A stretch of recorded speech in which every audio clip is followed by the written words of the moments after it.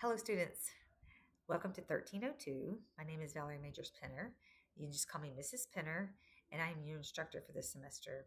I'm going to briefly go over at the course, give you an introduction to three main points so we can get off on the right foot and get you set to have a successful semester. All right?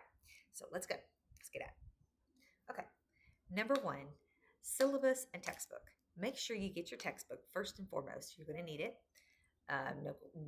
No questions asked about that. So it's David Shee's America and Narrative History. He has ebook format, which you might want to do that because you're online, but he also has the paper format, which you can get it used or you can rent it. Make sure you get that taken care of before the semester because when the semester starts, I don't know if you're seeing this before or right when you start the semester, you should already have your textbook.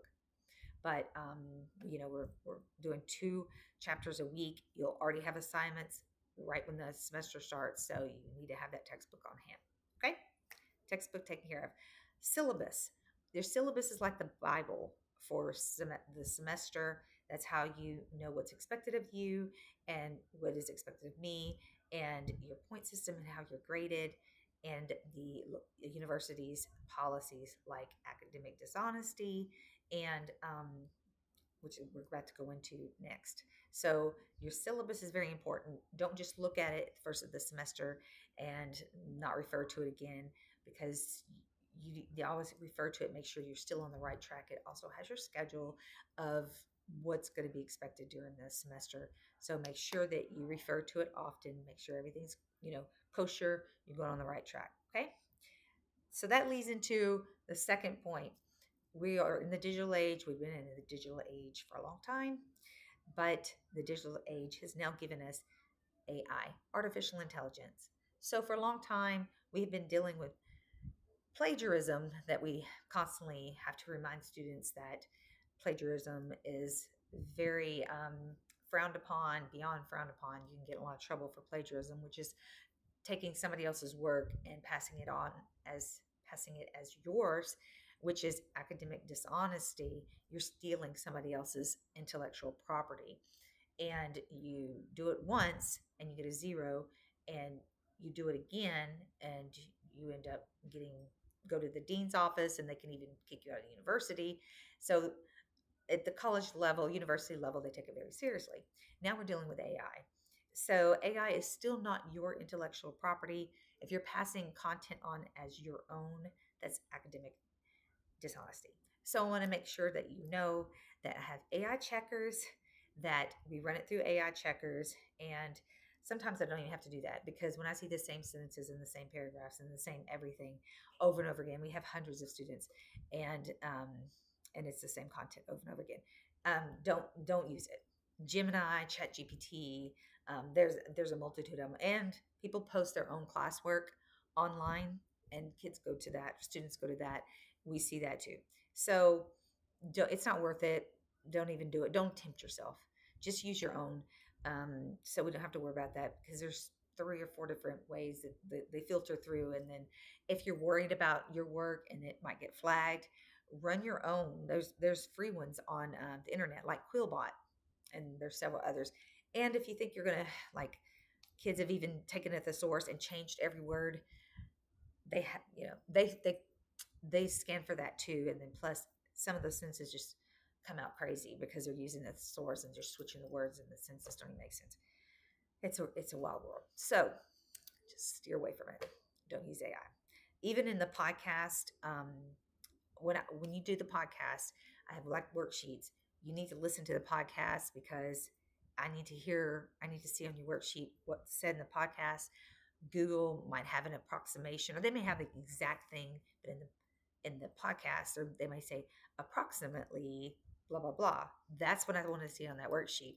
I don't want to hear what Google says, and that's why I'm going to know, did you listen to it or did you look it up? Because I'm going to want those exact answers. So just keep those things in mind because that's what I want to hear, because I want to know that you listen to podcasts, that you took it in, you listened to it, and you comprehended it, and you're spitting it back out to me. Okay. Same thing with the discussions, essays, all that. Okay. All right, so we're going to move on because we'll get in more detail when we get those assignments, and we'll talk about that more. Number 3, don't get behind. You can be very successful in this course. The content isn't hard to digest. It's just that you need to stay on top of it. So we do 2 chapters a week. Obviously, we're doing it double time because the semester is 16 weeks and we're doing this in 8 weeks. So that means that we're doing it double fast. So make sure that you don't get behind. Don't sit on it and think, oh, let me check. Let me do some of this online work. You can't do that because you're going to have deadlines every week. And if you miss a deadline, poof, it's gone. And you've missed out on 25, 50, 75 points. You can't get them back. So, and maybe that week you had an exam and you missed it. So it's very critical when you do an online course like this that you have to be on top of it. I'm repeating myself. I'm sorry, but it's so critical because you can be great at this. You just have to stay on top of your assignments. And my motto is work smarter, not harder. I have given y'all outlines and PowerPoints because I want you to be successful. So you don't have to read everything word for word. So take the outlines, and as you're going through the textbook, look at the bold words and look at, oh, the outline mentions this.